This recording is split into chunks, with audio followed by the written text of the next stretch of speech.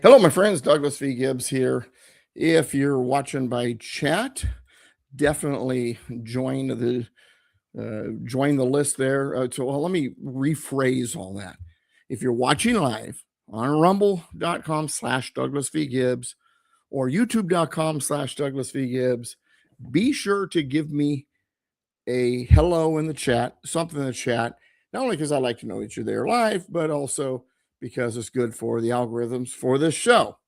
If you're watching later, not live, be sure to leave a comment. And also, in both cases, hit the subscribe button or hit the follow button. Send the links out to your friends, so on and so forth. It's all important if we want this show to grow and continue to gain ground and get out there and all that jazz. And so let me do something here. All right. So and you know, it's funny because typically I send out my email hours before the show. If you're not on the email list, go to douglasvgibbs.com, and at douglasvgibbs.com on the main page. So when you pull it up, and you'll see the main page, will say, welcome to Douglas V. Gibbs. And then that slider will start sliding. You got your link bar, about radio, videos, classes, so on and so forth. Then if you scroll down, it's in the blue area. It says, keep updated on new content and the latest events by signing up to our email newsletter. I send out an email to that list every time a new show's coming up, typically hours and hours beforehand. Today I did it, I think, about 5 or 10 minutes before the show, but usually hours and hours and hours. So if you want to be on that email list, fill out that. And then if you want to help fund what I do, then you keep rolling down. Then there's a red stripe that says learn more about Douglas V. Gibbs. Below that, it says love the content, support Douglas, and there's a little button for donate. And he said, well, Doug, I want to do more and donate. I want to be a member because I noticed that sometimes you write things that only these patrons can read. I don't know what that is. You go to the join link in the link bar, and when you hit it, it says membership levels. Hit patron, select that one, $9 a month. And anytime that there is something that is only available to patrons, certain articles, certain videos, previews of books, things like that, you need to be a patron, and you'll have access to it if you are a patron, $9 a month. So there you go. Welcome. Glad you're here. I got my We the People shirt on today, a little more comfortable. It's a warm day. It's all the way up to the mid-60s where I live. Lower 60s, I think, actually. What? Why are you laughing so much? My wife's over here laughing. She knows what. Well, I know why she's laughing, because see, we came from Southern California. Right now it's probably in the 90s, maybe 100.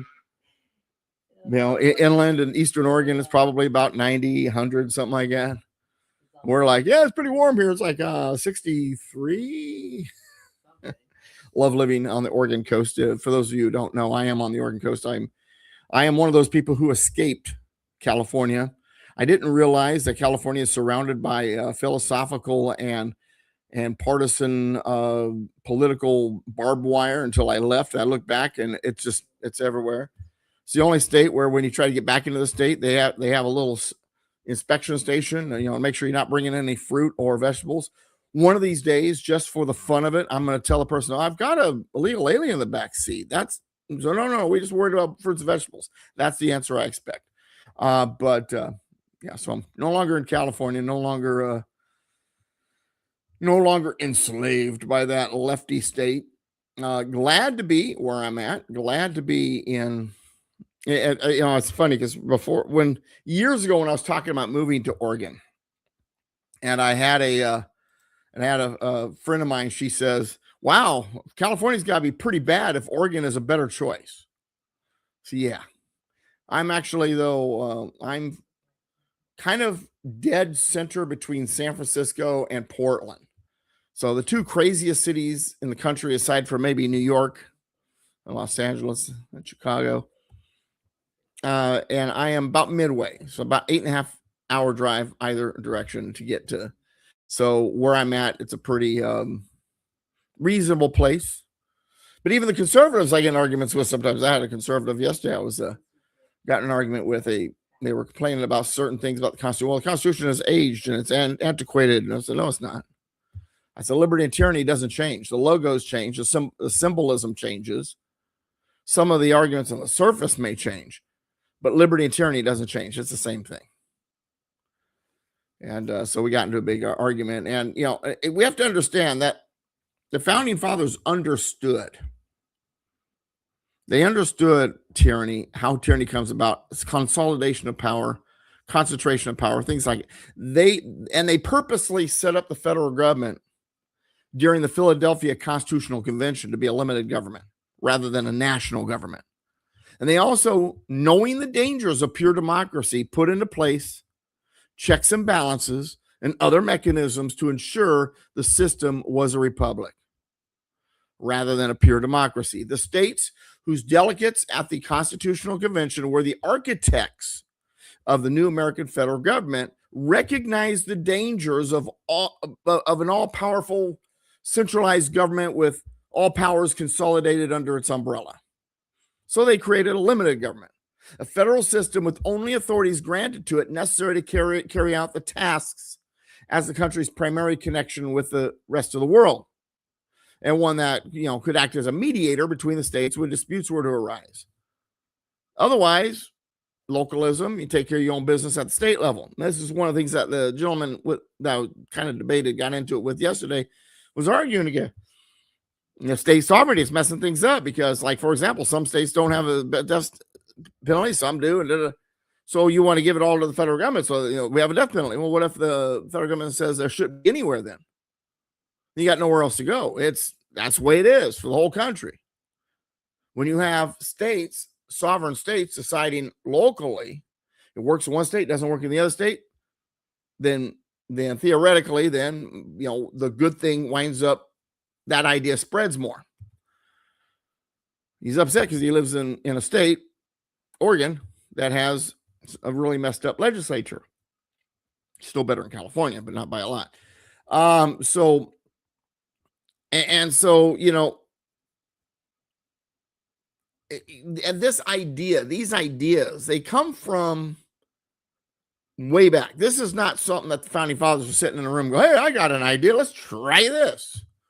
I mean, they dug deeply into the annals of the Saxon system of government and the lessons garnered from the volatile history of Israel and the Holy Bible. The founding fathers fashioned, for the first time in history, a federal government with limited powers and a duty to protect, promote, and preserve the Union of States. In short, the federal government was designed to be a servant, not the master. The constitutional delegates drew from their research from history. In addition to British history, which was largely steeped in the influences of the Saxons and Angles, the founding fathers studied the Roman Empire, ancient Greece, Slovenia, Sweden, and the European systems that had developed in the aftermath of the fall of the Roman Empire. And so when it came to Greece and Rome and the writings of Solon and Polybius, Cato, and Cicero, these were kind of a primary targets for their research. And despite his absence from the Constitutional Convention, Thomas Jefferson had a significant role in the installation of liberty in America and the formation of the Constitution of the United States. While George Washington served as the military sword and executive guide to our system of liberty, Patrick Henry served as liberty's greatest vocal advocate, and Thomas Paine provided the catalyst for action with his pamphlet, Common Sense. It was Thomas Jefferson who served as liberty's scribe and author when it came to the Declaration of Independence, and he served as its consultant through correspondence when it came to the Constitution and other things later on. In many ways, Jefferson confirmed the phrase, the pen is mightier than the sword. Jefferson's radical yet sophisticated vision of liberty was presented with an eloquence that only he could deliver. He drew from Saxon and Christian belief that through divine dispensation, we all have natural rights. The definition of created equal means an equal distribution of all the rights provided by the Creator. All human beings are equally entitled to liberty because God gave us each all of our natural rights He commanded were due to us. All laws that do not preserve liberty, and by the way, good to see you guys in the chat room. War Hamster, good to see you. Mel, good to see you, sir. So they're both at Rumble, rumble.com/Douglas V. Gibbs, youtube.com/Douglas V. Gibbs. The show's typically live at 3 p.m. on Thursdays. And then, of course, you can watch it anytime. So anyway, so all laws that do not preserve liberty, Jefferson argued, are illegitimate. Whenever liberty is not provided by law, well, then the people have a right to rebel. When the rights of the people are not being secured by government, then rebellion against the government is not insurrection. It is a corrective action that the people are duty bound to carry out. Government, being the primary enemy of liberty and our natural rights, must be limited in its power and corrected when it veers off course. And Jefferson, and one of the things I love about Jefferson is he was quite the reader. He was quite the student of history. Yeah, he was bright. He, laissez-faire, limited government, natural rights, Lockean, kind of student. All of that's a big deal. But I think one of the things I love the most about him, aside from being a gifted writer, is that he was a student of history. He was a staunch observer, not only of history, but of the struggles during his own lifetime and the struggles of the colonies. He recognized from practical experience human nature and the cycles of crisis, tyranny, and liberty.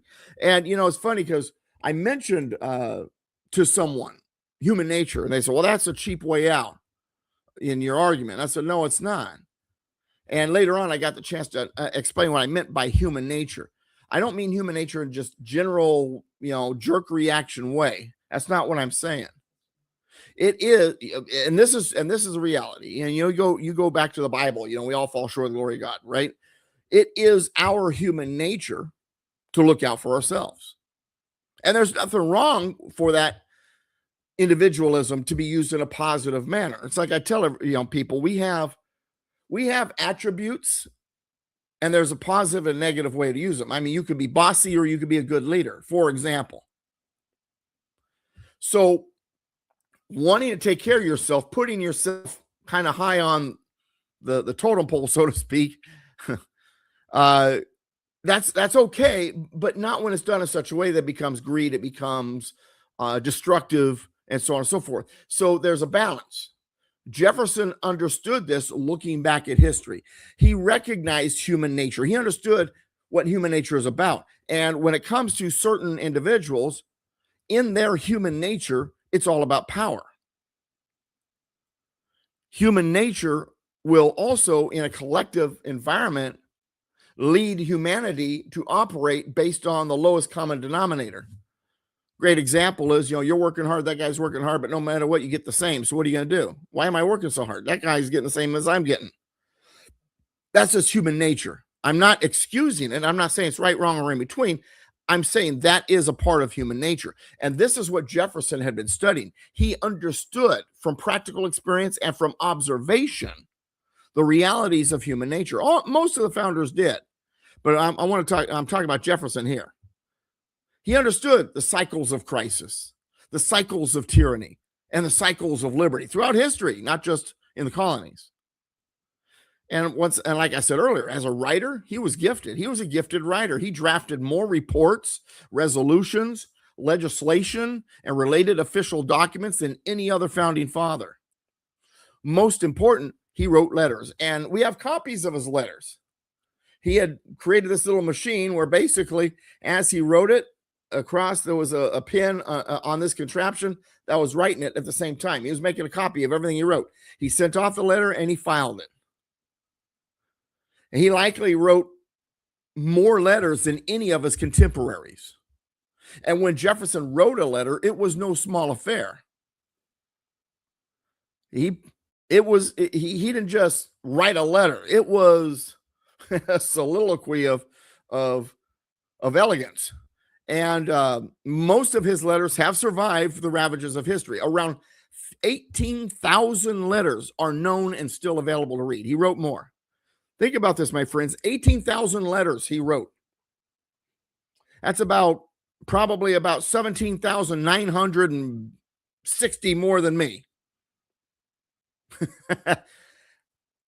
and they're available. And so people say, well, how do you know Jefferson said such and such? Because we have a copy of his letters. We have a copy of his correspondence. We have copies of his reports. We have copies of his resolutions. We have copies of other writings. And he corresponded with just about every major character who participated in the founding of America as an independent union. James Madison, Thomas Paine, John Adams, Benjamin Franklin, John Taylor, Sir William Johnson, James Monroe, Patrick Henry, Matthew Lyon, Marquis de Lafayette, George Mason, Jean-Baptiste Say, Madame de Staël, George Washington, to name a few. Jefferson was also a fascinating individual. He was reserved in his manner and served as a steadfast friend. If he was your friend, he was your friend. He understood balance. He was reserved. He didn't jump to conclusions. He sought balance. He recognized that everything wasn't one or the other. He didn't recognize this binary argument we seem to recognize today, where it's one or the other. And doing so, that made him a good friend. Friends with James Madison. That friendship lasted half a century. He was diplomatic in his dealings with others. He used tact that enabled him to maintain relationships even with the most difficult of personalities. John Adams, who he battled with for a while during the period in which Adams was following Hamilton's lead, commended Jefferson for his friendly warmth that is natural and habitual to you. I think we could all learn from Jefferson in that sense. I have my moments, man. Twice recently, I've gone off on people, and it wasn't a good look for me. I was right, I believe. It was righteous anger or righteous disagreement, but the way I handled it probably wasn't the great. Human nature. Jefferson had a pretty good handle on that. He was fairly tall, about 6 feet 2 inches, thin, reddish hair, hazel eyes, freckled complexion that helped him stand apart. And early on, he cared deeply about his appearance. He was complimented for being a snappy dresser and a unique dresser. I love some of these films and shows or whatever that, and they have Jefferson wearing like a purplish type jacket. That's the way he was, man. He was a snappy dresser, but he was also a unique dresser. He stood out. And early on, he really cared about that. But as he trudged along in age, he neglected his appearance. His gray hair in his latter days flopped around his head. And during his presidency, it has been reported that he greeted morning visitors in worn slippers and a worn coat. Jefferson was among the top intellectuals of his day. One of my favorite quotes by John F. Kennedy. And he gathered the greatest minds around him because they needed to fix the country. And he's new to the presidency. He's got all these brilliant minds in the dining room, around the dining table, and whatever they're having. And he says to these people, what we have here today is the greatest collection of intelligence ever to assemble in this room, except for when Jefferson dined alone. Jefferson was among the top intellectuals of his day. And that's saying something, considering the intellectual giants who surrounded him. His ideas formed the Declaration of Independence, guided their early government under the Articles of Confederation, and molded the Constitution of the United States. Even after the end of his 2 terms as president of the United States, his ideas dominated U.S. government policy. Referred to as the Sage of Monticello, which is the last book of Dumas Malone's series, by the way, on Jefferson. That's the title of it. He was revered as the Sage of Monticello. His part in the American story of America was largely the first 50 years of the country's existence. His part was an integral part of the founding of our republic and the preservation of liberty. And while those who support the foundation of the laws of nature and of nature's God when it comes to the American system look favorably upon Jefferson's exploits, statists who call for a consolidation of power in the federal government and a firm union that disallows secession or state oversight regarding the operations of the federal government struggle with Jefferson's quote-unquote right-wing mentality. Followers of Alexander Hamilton's statism, John Marshall's version of federal supremacy, and the top-down Jacksonian Democrats who called for a democracy and a stronger executive branch challenged Jefferson's rhetoric regarding a Republican form of government. Abraham Lincoln's claim that the United States is a firm union and his willingness to sacrifice the lives of over 600,000 people to allegedly, quote unquote, preserve the Union through military force, tried to turn public opinion against Jefferson at the time. Jefferson argued that states had the right to secession and independence.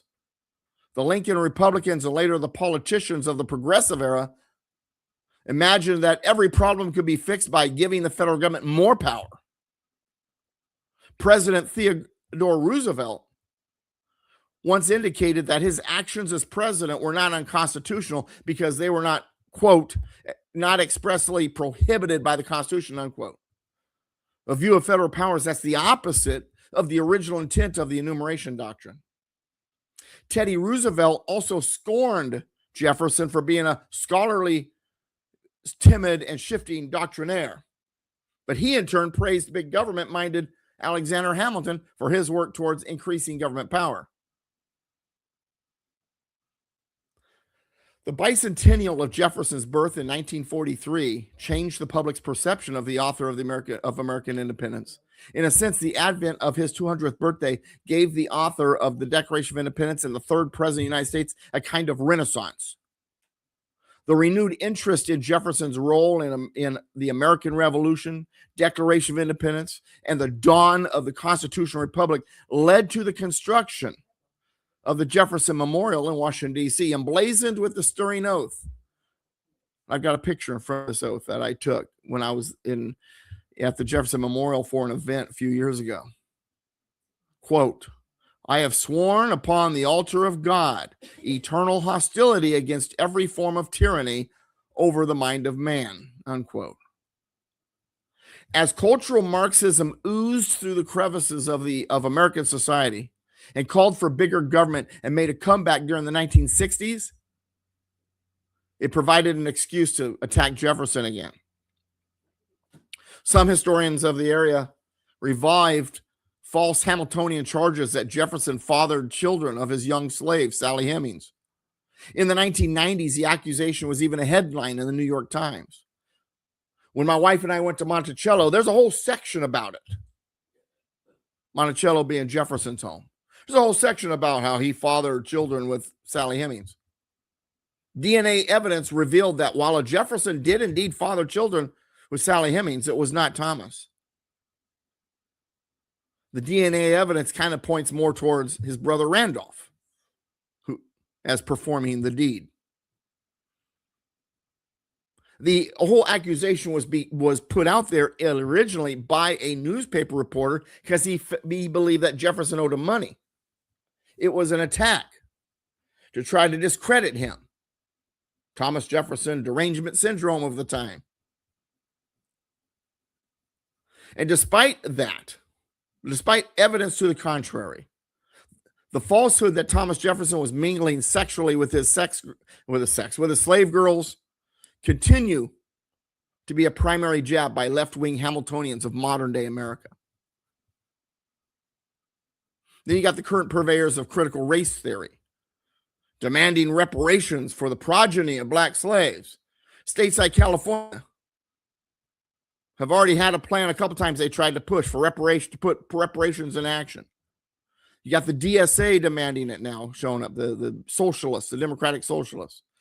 The general public has been pelted with claims that America suffers from institutionalized racism And the fact that Jefferson owned slaves means to them that he didn't necessarily live up to his expressed ideals, making him a fraud. And the ideals he stood for were flawed and acceptable as well. No argument. Jefferson had personal failings. So do you. So do I. Such shortcomings do not invalidate the philosophy of liberty he championed. As the Bible so aptly points out, he who is without sin cast the first stone. All humans on every side of every political debate suffer from personal failings. Human nature is flawed at its core.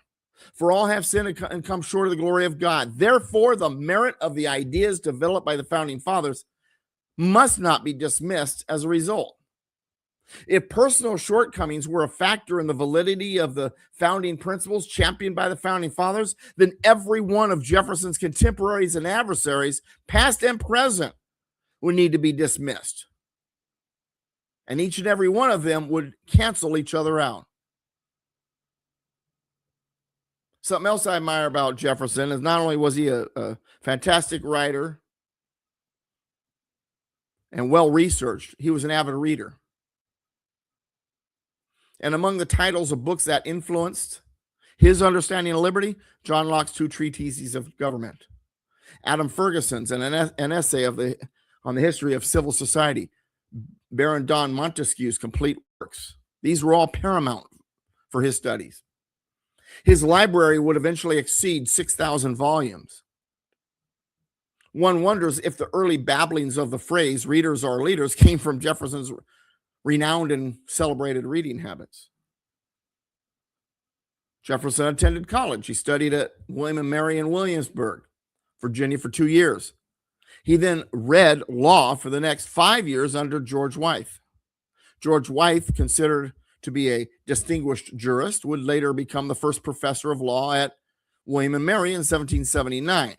And it was in Williamsburg that Jefferson, and by the way, the Wythe House is there at Williamsburg. It's an interesting visit. Definitely go. But it was in Williamsburg that Jefferson first became politically involved. The location at the time put him in the thick of things politically. For not only was Williamsburg the capital of Virginia, but the Commonwealth of Virginia was the largest and richest colony of the 13. He gained the Virginia bar in 1768, began to practice law in 1769, and then later that same year, he was elected to the Virginia House of Burgesses. He served until 1775, aligning himself with anti-British groups during his time in office. In 1774, Jefferson wrote his first published book, a 23-page pamphlet called A Summary View of the Rights of British America. The work was a legal brief, boldly declaring that Parliament didn't have the right to rule the colonies. The work established Jefferson as a man who had a way with words and a man who was willing to stand firm against British tyranny. Hey, Sunny Daisy, good to see you. I want to make sure I say hello to those who are showing up in the chat room and kind of in what I'm doing here. I want to make sure I said hello. If you are watching live, definitely go to the chat room, YouTube or Rumble. So far, all of my chatters are on Rumble. And also be sure to leave comments. I do check them out when I get the chance. We are talking about Thomas Jefferson at the moment, but we're not done. And we got more to talk about in relation to him on a different subject. So in March 1775, Jefferson was named a delegate to the Second Continental Congress in Philadelphia. And he got to know John Adams, Samuel Adams, Benjamin Franklin while serving in the Continental Congress. They knew who he was. I think he knew who they were. But they finally got to mingle together. And John Adams remarked about his observations regarding Jefferson. Quote, writings of his were banded about, remarkable for their peculiar felicity of expression. Jefferson was a prompt, frank, explicit, and decisive among committees and in conversation that he soon seized upon my heart, unquote. June 7th, 1776, Richard Henry Lee called for the Continental Congress to adopt his resolution for independence. and a committee of 5 was created. I wish I could have been a fly in the room for this committee, man. Thomas Jefferson, Benjamin Franklin, John Adams, Roger Sherman, and Robert R. Livingston, together to prepare a document announcing and justifying independence. 33-year-old Jefferson drafted the Declaration of Independence. That's right, he was 33. He drafted the Declaration of Independence on the second floor of a Philadelphia home. He wrote in an armchair pulled up to a dining table, spending about 17 days writing the Declaration of Independence. Mostly a legal brief listing a succession of complaints against England. It was fashioned after what the colonists used as a petition to the government for redress of grievances. Except for this one wasn't asking for redress of grievances. The redress had passed. This one said, we're separating, and here's our list of grievances. We're done. And Jefferson pinned it in such a way that it wasn't to be undertaken lightly, and he knew this. Jefferson directed America's cause for independence against King George III rather than Parliament, providing a philosophical justification for the conflict the colonists were engaged in against the British Army. The language of the Declaration of Independence was it not only united the colonists in their fight, but became an inspiration not only to every American, but for those in the world who also desired the blessings of liberty. We hold these truths to be self-evident, that all men are created equal, that they are endowed by their Creator with certain unalienable rights, that among these are life, liberty, and the pursuit of happiness, that to secure these rights, governments are instituted among men, deriving their just powers from the consent of the governed, that whenever any form of government becomes destructive of these ends, it is the right of the people to alter or abolish it, and to institute new government, laying its foundation on such principles and organizing its powers in such form as to them shall seem most likely to affect their safety and happiness. Jefferson's call for independence was later explained as meaning to place before mankind the common sense of the subject in terms so plain and firm as to command their assent, and to justify ourselves in the independent stand we are compelled to take.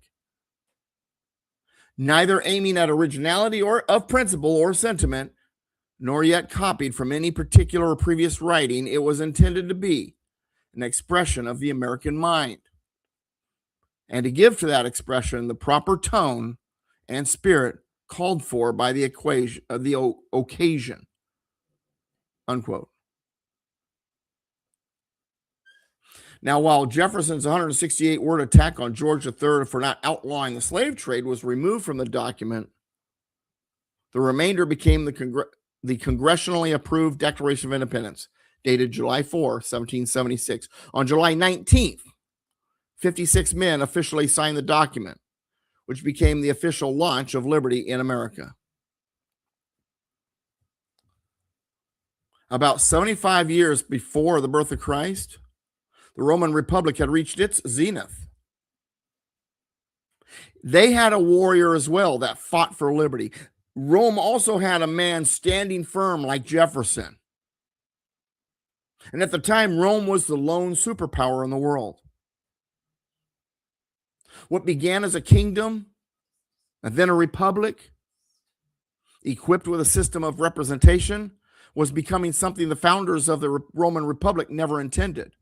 The leadership was wealthy beyond imagination and had attained incredible political power. The rulers had become suspicious of everyone, intolerant of opposition, indifferent to the demands of the middle class, and considered the Roman Constitution, embodied physically in the 12 tables of law, which was designed to curb their ambitions and serve as an impediment to their aims, archaic and out of date. A warrior, a philosophical warrior, emerged. Marcus Tullius Cicero. He was but a young man, a student of law under old Scaevola, the eminent lawyer of his day.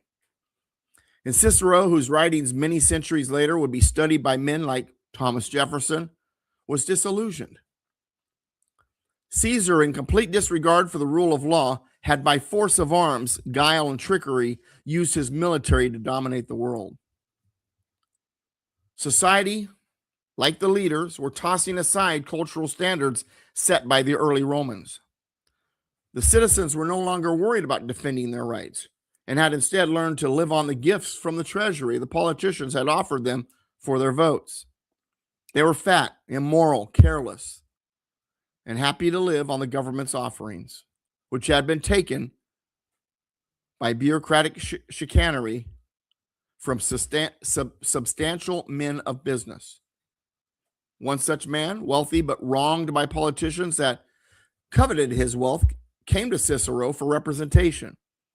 Cicero built his case and presented it. But the judges were not responding in the way Cicero had expected. The law was being set aside, believed Cicero. The jurists of his day were no longer following the rule of law and instead ruled based on the demands of the political elite, ideology, society's lusts and desires. Cicero pled his client's defense against confiscatory taxation, saying, quote, "We are taxed on our bread and our wine, in our incomes and our investments, on our land and on our property, not only for base creatures who do not deserve the name of man, but for foreign nations, for complacent nations who will bow to us and accept our largesse and promise us to assist in the keeping of the peace, these meticent nations who will destroy us when we show a moment of weakness of our treasury is bare. We are taxed to maintain legions on their soil in the name of law and order and the Pax Romana, a document which will fall into dust when it pleases our allies and our vassals. We keep them in precarious balance only with our gold. Is the heart blood of our nation worth these? Shall one Italian be sacrificed for Britain, for Gaul, for Egypt, for India, even for Greece, and a score of other nations? Were they bound to us with ties of love? They would not ask our gold. They would ask only our laws. They take our very flesh, and they hate and despise us. And who shall we, and who shall say we are worthy of more? Cicero did not save his client, but he did live to argue the cause of honest government and to talk with Sulla, the dictator, Senate-appointed leader, about integrity and fair dealing. Sulla had little faith in the people. He believed them too deeply interested in their own welfare to concern themselves, too timid to stand up for their rights. He told Cicero the middle class, the lawyers, the physicians, the bankers, and the merchants would make no sacrifices. He said, none of your lawyers will challenge the lawmakers and cry to them, this is unconstitutional, an affront to a free people, and it must not pass.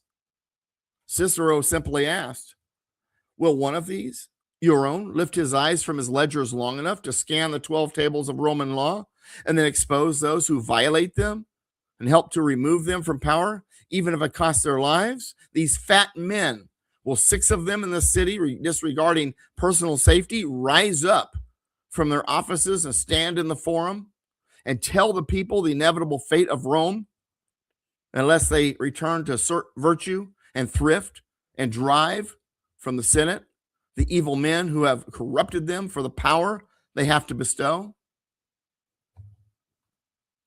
And Rome continued to decay. The liberties of the people were being trampled upon in the name of emergencies, crisis, or they were relinquished voluntarily so as to be awarded government benefits. Cicero, in his second oration before the Senate, provided, quote, too long have we said to ourselves, intolerance of another's policies is barbarous and not to be countenanced in a civilized country. Are we not free? Shall man be denied his right to speak under the law which established that right? I tell you that freedom does not mean the freedom to exploit law in order to destroy it. It is not freedom which permits the Trojan horse to be wheeled within the gates. He who is not for Rome and Roman law and Roman liberty is against Rome. He who espouses tyranny and oppression and the old dead despotisms is against Rome. He who plots against established authority and incites the populace to violence is against Rome. He cannot ride two horses at the same time. He cannot be for lawful ordinances and for an alien conspiracy at one and the same moment. Though liberty is established by law, we must be vigilant, for liberty to enslave us is always present under that very liberty. Our Constitution speaks of the general welfare of the people. Under that phrase, all sorts of excesses can be employed by lusting tyrants to make us bondsmen. Unquote. Years later, Cicero appeared before the Senate again. He said, "The Senate, in truth, has no right to censure me for anything, for I did but my duty and exposed traitors and treason against the state. If that is a crime, then I am indeed a criminal." Crassus, Caesar, Pompey were in the hall listening to Cicero, but turned away to reject his words. He said to them, quote, "You have succeeded against me. Be it as you will, I will depart," unquote. He then told the Senate, "For this day's work, lords, you have encouraged treason and opened the prison doors to free the traitors. A nation can survive its fools and even the ambitions, but it cannot survive treason from within. An enemy at the gates is less formidable, for he is known, and he carries his banners openly against the city. But the traitor moves among those within the gates freely, his sly whispers rustling through all the alleys, heard in the very halls of government itself. For the traitor appears no traitor. He speaks in the accents familiar to his victims, and he wears their face and their garments, and he appeals to the baseness that lies deep in the hearts of all men. He rots the soul of a nation. He works secretly and unknown in the night to undermine the pillars of a city. He infects the body politic so that it can no longer resist. A murderer is less to be feared. The traitor is the carrier of the plague. You have unbarred the gates of Rome to him," unquote. Cicero was exiled from Rome for his words. From outside of Rome, he continued to plead the cause of honest government. People were not concerned. They were satisfied living a mediocre life on the public dole. His friends were also satisfied, did not wish to make waves. They were lawyers, doctors, and businessmen, and they told him, quote, "We do not meddle in politics. Rome is prosperous and at peace. We have our villas in Capri, our racing vessels, our houses, our servants, our pretty mistresses, and our comfort and treasures. We implore you, Cicero, do not disturb us with your lamentations of disaster. Rome is on the march to the mighty society for all Romans." Cicero was in despair, and he began to write his book, De Legibus. But Atticus, his publisher, asked, "But who will read it?" Romans care nothing more about law any longer. Their bellies are too full. Cicero, however, was not completely unheard. Brutus, the longtime sycophant of the ambitious Caesar, went to Cicero with his plea that something be done to save the nation. He confessed his error. He said he had believed in Caesar. Brutus believed that Caesar would restore the republic. Caesar had betrayed his trust. Cicero replied, "Do not blame Caesar. Blame the people of Rome, who have so enthusiastically acclaimed and adored him and rejoiced in their loss of freedom and danced in his path and gave him triumphal processions, laughed delightedly at his licentiousness, and thought it very superior of him to acquire vast amounts of gold illicitly. Blame the people who hail him when he speaks in the forum of the new wonderful good society, which shall now be Rome's, interpreted to mean more money, more ease, more security, more living fatly at the expense of the industrious. Julius was always an ambitious villain, but he is only one man, unquote. In the end, Cicero was unable to save the Roman Republic. And the system of liberty that accompanied Rome's republic before Caesar changed it into a tyranny that wore the face of a democracy, promising peace, safety, and common good based on the best of intentions. And despite Rome moving from a republic to a tyranny that suffered under a succession of Caesars, his work was not all for nothing. Someone did read his writing. Someone did look at it and learn from it and move forward. Nearly 1,800 years later, Thomas Jefferson read Cicero's writings and built his case for liberty, partially based on what he had learned from Cicero.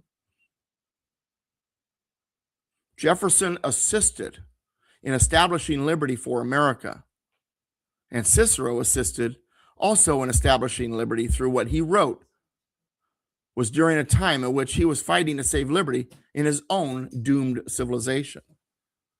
So then I ask you, my friends, brings us to our current situation here in the 21st century. Are we Jefferson, who had a hand in preserving liberty? Or are we Cicero, whose work to save liberty failed during his time, but was an integral part of establishing liberty later in America?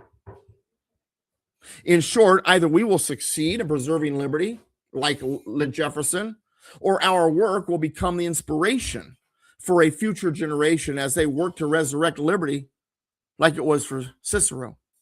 Either way, our fight is admirable. Either way, our fight is worthy. And right now, we have something going on that is in those crosshairs. We live in a divided political landscape. But it turns out it's really actually not as divided as the Democrats would have you believe, especially when it comes to election integrity. I was reading a census, a recent McLaughlin and Associates poll commissioned by the Tea Party Patriots Action. It reveals that 82% of Americans believe that only U.S. citizens should be permitted to vote in federal elections for president, the Senate, and the House of Representatives. This overwhelming majority spans the partisan divide, with 91% of Republicans, 72% of Democrats, and 84% of independents in agreement. This data confirms what the U.S. Constitution calls for: the preservation of the franchise of elections as a sacred privilege of citizenship. The Save America Act, legislation passed by the House but stalled in the Senate by procedural maneuvers, would operationalize this widely held belief. The bill requires documentary proof of citizenship to register to vote and mandates photo identification for casting a ballot. These provisions represent a constitutionally authorized federal power under Article 1, Section 4 to regulate the times, places, and manner of holding elections for senators and representatives when the states are not operating in line with constitutional principles. The poll's findings extend beyond the principle of citizenship-only voting to the practical mechanisms that safeguard it. 78% of respondents support requiring proof of citizenship for voter registration, and an identical 78% endorse photo ID requirements at the polls. These figures decisively refute the notion that election integrity measures are partisan projects. The practicality of these requirements is evident in the fact that 95% of respondents possess a valid photo ID, such as a driver's license, state ID, or passport. Moreover, 66% recognize that requiring such identification is a reasonable measure that the vast majority of Americans can easily satisfy. The Save America Act does not impose an undue burden. It reinforces a standard that Americans already meet in countless aspects of daily life, from boarding aircraft to purchasing certain goods. Despite this overwhelming public mandate, the Democrats are crying foul. And Republican Senate Majority Leader John Thune has cited insufficient votes to overcome the filibuster.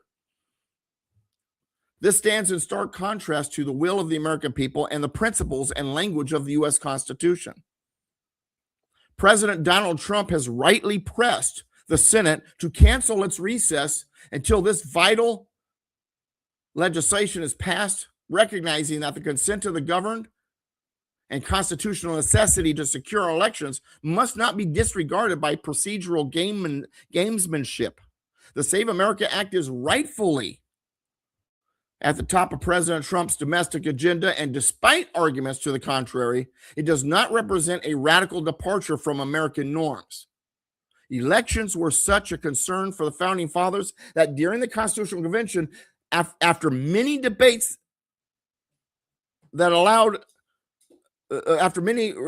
regarding allowing the federal government to negate state laws regarding other issues, they ensured the Congress could do so regarding the elections in Article 1, Section 1. The Save America Act is not merely about preventing illegal voting. It is about preserving the meaning of citizenship itself.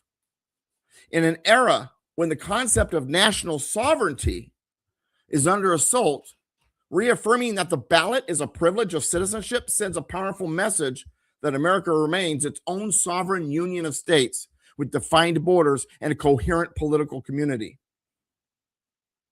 The legislation's opponents who argue that non-citizen voting is statistically insignificant miss the constitutional point. The Republic has an obligation to prevent the dilution of the franchise, regardless of the scale of the problem. The American people understand this intuitively, which explains the broad support for the Save America Act across demographic and partisan lines. They recognize that election integrity is a component of the bedrock upon which our constitutional system rests. Without confidence in the process of selecting representatives, the legitimacy of the government itself erodes. The Save America Act is a necessary step toward restoring that confidence and reaffirming that the United States remains a government of the United States, not one bending to the whims of the world and those who may illegally entering the country to undermine it. And as the Senate considers its path forward, it would do well to heed this clear expression of the public will. The Constitution established a system of representative government precisely to translate such public sentiment into law. When 82% of Americans agree on a fundamental principle of our constitutional order, the Senate's duty is clear. Pass the Save America Act and send it to the president's desk.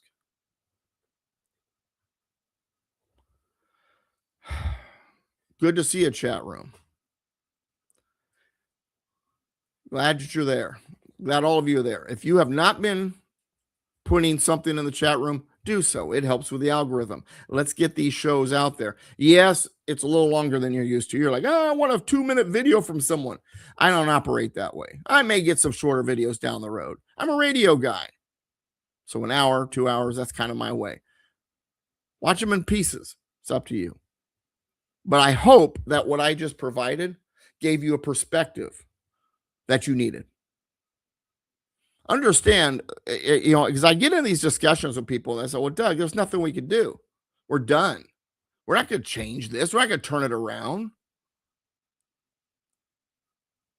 And that was the point of talking about Jefferson and Cicero. Jefferson succeeded in establishing liberty. Cicero failed in saving it. But that doesn't mean that everything he did was in vain. Because it was his writings that Jefferson drew from. So I ask you again, as I did earlier, are we Cicero or are we Jefferson? Like Jefferson, are we going to get our liberty established and reestablished? Or like Cicero, is our work going to be instrumental in some future push?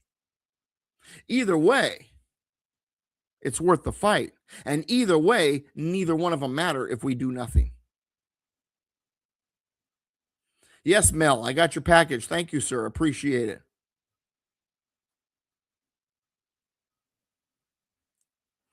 Mel, for just as a quick side note, had found a United States Constitution and Ohio State Constitution print from 1937. And he showed me he texted me, showed me an image of it, and I was like, "Hey, that's very cool. Nice find." He's like, "Well, I want you to have it." Very cool. Thank you. I have a collection of old constitutions and stuff, and I love that stuff. Thank you. You gave it to you gave it to a good home.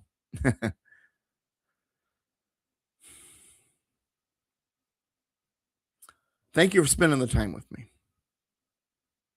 I love bringing these shows to you. Like I said, I'm a radio guy. I was on AM FM radio for 15 years. July 4th of 2026. That's right. America 250 was my final AM FM radio episode. I migrated my shows to here. This program actually used to be on KCBQ, The Answer San Diego, and KPRZ, K-Praise in San Diego, and on podcast platforms all over the place. But those days have come to an end. We just didn't have enough funding, enough advertisers, enough sponsors. So we've moved everything over to here, Rumble and YouTube, DouglasVGibbs.com. And I hope it was meaningful to you. I hope you learned something. Make sure you subscribe, follow, send out the links. Go to social media. Also follow me. I'm on X. I'm on Facebook. I'm on LinkedIn. I'm on True Social. Douglas V. Gibbs. That's all you need to know for the key. Douglas V. Gibbs.